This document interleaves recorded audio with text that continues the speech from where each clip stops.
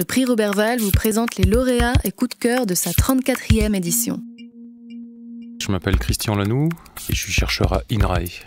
Quel est l'ouvrage pour lequel vous avez été primé dans la catégorie enseignement supérieur? Le titre du livre, c'est L'immunité des plantes pour des cultures résistantes aux maladies. Je suis le co-auteur, co-éditeur. On s'est mis à 5 personnes pour constituer ce livre.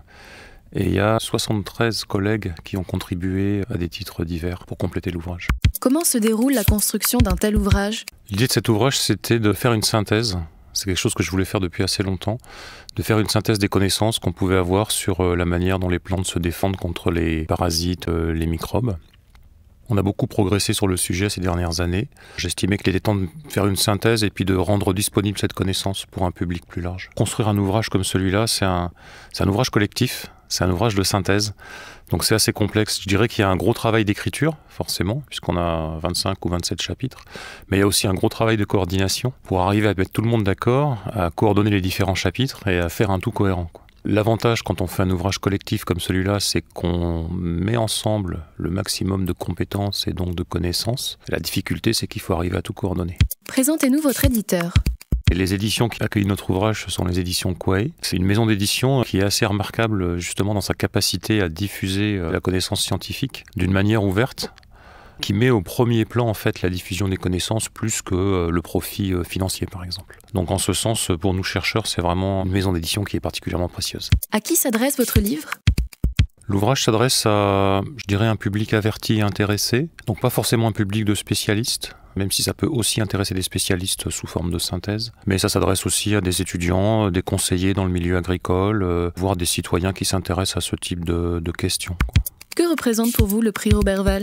Le prix Roberval, je pense que c'est un prix assez unique dans le monde des sciences, qui va donc du coup promouvoir la diffusion des connaissances. Et pour nous chercheurs, c'est extrêmement important que les connaissances soient diffusées de manière libre, ouverte, pour un accès alors certes aux professionnels, aux conseillers, aux étudiants, mais aussi au grand public ou au public averti du moins.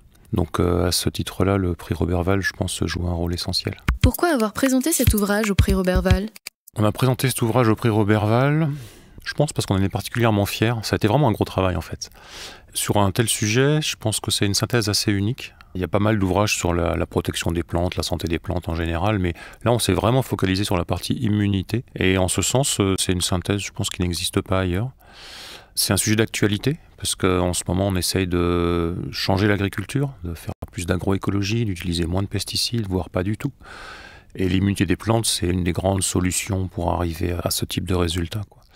Donc c'est particulièrement important de porter à la connaissance des gens le potentiel de cette immunité chez les plantes, quoi. Un conseil pour les auteurs qui hésiteraient à présenter leur livre? Le conseil que je donnerais aux chercheurs ou aux collègues qui veulent proposer leur livre au prix Roberval, c'est tout simplement d'y aller. C'est un processus clair et transparent avec une expertise scientifique. Et puis surtout, on est très bien accueillis quand on est finaliste, donc n'hésitez pas à y aller. Que retiendrez-vous de ces 2 jours à Compiègne? Alors, mon plus beau souvenir sur ces 2 jours, j'hésite entre l'excellent restaurant où on nous a emmenés ce midi et bien sûr la visite de l'université de technologie de Compiègne où on a vu vraiment des choses formidables. Je pense que c'est la visite de l'université en réalité. Cette université fait en recherche en technologie des choses exceptionnelles. Je suis vraiment content d'avoir vu ça.